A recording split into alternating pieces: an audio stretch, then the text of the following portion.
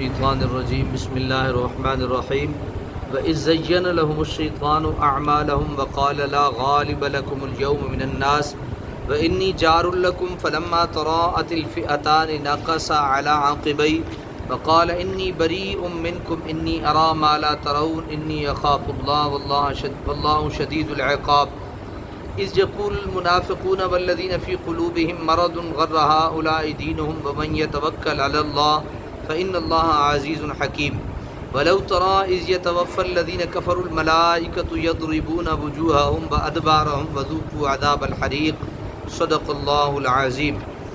آیت نمبر 47 سے لے کر آیت نمبر 50 تک سورہ الانفال اور 10واں سپارہ۔ وَإِذْ زَيَّنَ لَهُمُ الشَّيْطَانُ أَعْمَالَهُمْ، یاد کرو جب آراستہ کر دیے ان کے لیے شیطان نے ان کے اعمال۔ وقال لا غالب لکم اليوم من الناس، اور انہیں کہا کہ کوئی غالب نہیں آ سکتا تم پر آج ان لوگوں میں سے۔ وانی جار لکم، اور میں نگہبان ہوں تمہارا۔ فلما تراءت الفئتان نکص علی عقبیہ، تو جب آمنے سامنے ہوئیں دونوں فوجیں تو وہ الٹے پاؤں بھاگا۔ وقال انی بریء منکم انی اری ما لا ترون، اور کہنے لگا میں بری و ذمہ ہوں تم سے، میں دیکھ رہا ہوں وہ جو تم نہیں دیکھ رہے۔ انی اخاف اللہ، میں تو ڈرتا ہوں اللہ سے۔ واللہ شدید العقاب، اور اللہ تعالیٰ سخت سزا دینے والا ہے۔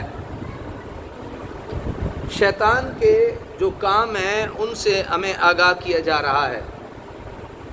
ایک پرانی یاد دلا کے اس کے جو کام تھے اور اس کی جو ڈیوٹیاں ذمہ داریاں تھیں ان سے ہمیں آگاہ کیا جا رہا ہے۔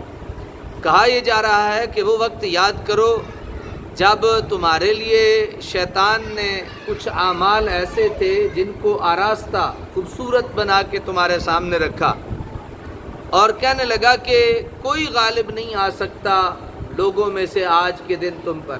جب بندے میں یہ آ جائے کہ جناب میں ہی میں ہوں، مجھ پہ کوئی غالب نہیں ہو سکتا، تو تباہی کا آغاز ہو گیا۔ وَإِنِّي جَارٌ لَكُمْ، اور ساتھ تھوڑی سی اور دلاسا اور تسلی دی، کہا میں بھی تواڈے نال ہاں، میں تواڈا پڑوسی ہاں۔ فَلَمَّا تَرَاءَتِ الْفِئَتَانِ نَكَصَ عَلَى عَقِبَيْهِ، لیکن جب بات آئی ساتھ چلنے کی اور دونوں فوجیں ہو گئیں آمنے سامنے، تو نَكَصَ عَلَى عَقِبَيْهِ، سنگی پیچھے نس گیا، الٹے پاؤں کیا کر گیا، بھاگ کھڑا ہوا۔ اور صرف بھاگا نہیں، ساتھ چند جملے بھی کہے۔ وقال، کہنے لگا انی بریء منکم، میں تے تواڈی طرف بری ہوں جناب۔ انی اری ما لا ترون، جو بات میں دیکھ رہا ہوں وہ تم نہیں دیکھ رہے۔ انی اخاف اللہ، ساتھ شیطان ہو کہ یہ بھی کہتا ہے میں تو اللہ سے ڈرتا ہوں۔ واللہ شدید العقاب، اس کی وجہ کیا ہے ڈرنے کی؟ کہتا ہے کہ اللہ تعالیٰ سخت سزا دینے والا ہے۔ جہاد میں ثابت قدم رہنے اور بارگاہ الہی میں دامن دعا و دست التجا پھیلانے کا حکم دینے کے بعد اخلاص نیت کی تعلیم کی جا رہی ہے، کیونکہ تمام اسلامی اعمال کی روح رواں حسن نیت ہے۔ کسی بھی کام کی جو اصل ہے وہ کیا ہے؟ اچھی نیت ہے۔ کفار کا لشکر جب مکہ سے بدر کی طرف روانہ ہوا تو ان کے ہمراہ ایسی دوشیزائیں بھی تھیں جو گانے بجانے اور ناچنے میں اپنا جواب نہ رکھتی تھیں۔ ان کے علاوہ شراب ناب کے بھرے ہوئے مٹکے بھی ساتھ تھے۔ جگہ جگہ پر ان کی بزم عیش و تر منعقد ہوتی، جس میں وہ بادہ گلفام کے ساغر گردش میں آتے اور ناچ اور گانا ہوتا۔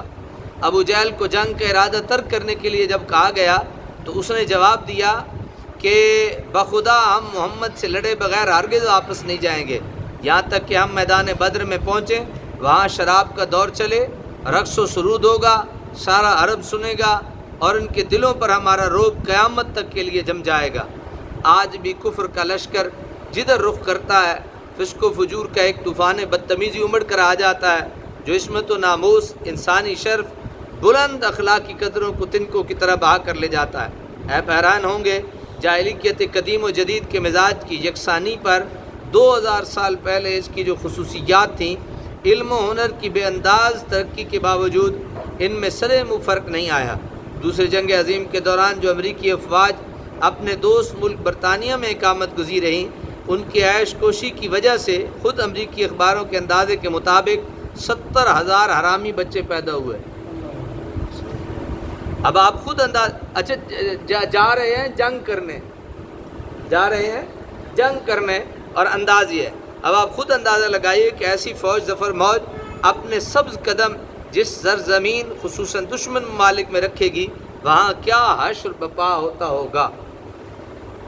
علامہ بیضاوی نے لکھا ہے کہ شیطان کا یہ قول الفاظ کا جامہ پہنے ہوئے نہ تھا، بلکہ وسوسہ اندازی کی صورت میں، یعنی اسے یہ یقین سے نہیں کہہ رہا تھا، اسے یہ وسوسہ تھا، یہ جو باتیں ساری اس نے کی، اس نے ان کے دلوں میں یہ وسوسہ ڈال دیا تھا کہ ان کی کامیابی یقینی ہے، ان کا یہ لشکر جرار مسلمانوں کے مٹھی بھر غیر مسلح سپاہیوں کا چشم زدن میں صفایا کر کے رکھ دے گا۔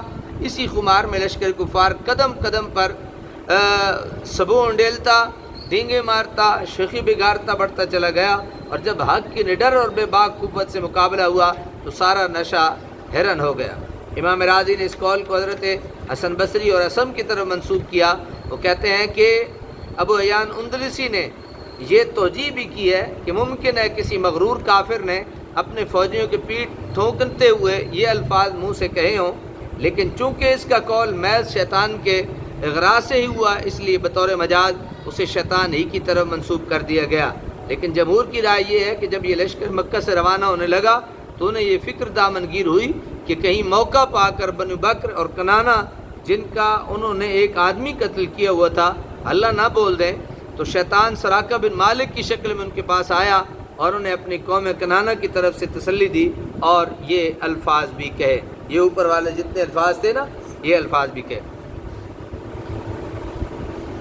اذ یقول المنافقون، یاد کرو جب کہہ رہے تھے منافق، والذین فی قلوبہم مرض، کون سے منافق؟ اور وہ جن کے دلوں میں شک کا روگ تھا، غر ہؤلاء دینہم، کہ مغرور کر دیا ہے انہیں ان کے دین نے، ومن یتوکل علی اللہ، اور جو شخص بھروسہ کرتا ہے اللہ تعالیٰ پر، فإن اللہ عزیز حکیم، بے شک اللہ تعالیٰ زبردست ہے اور حکمت والا ہے۔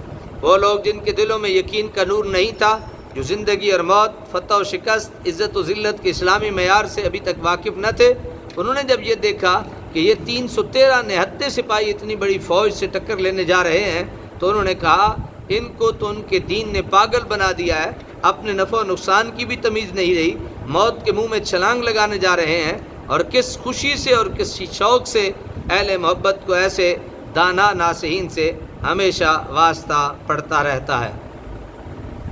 وَلَوْ تَرَىٰ إِذْ يَتَوَفَّى الَّذِينَ كَفَرُوا الْمَلَائِكَةَ، اے مخاطب اگر تو دیکھے جب جان نکالتے ہیں کافروں کی فرشتے، يَضْرِبُونَ وُجُوهَهُمْ، مارتے ہیں ان کے چہروں پر، وَأَدْبَارَهُمْ، اور ان کی پشتوں پر، وَذُوقُوا عَذَابَ الْحَرِيقِ، اور کہتے ہیں اب چکھو آگ کا عذاب۔ کیا کہتے ہیں؟ اب چکھو آگ کا عذاب۔ اللہ تعالیٰ ہمیں اس عذاب سے محفوظ فرمائے۔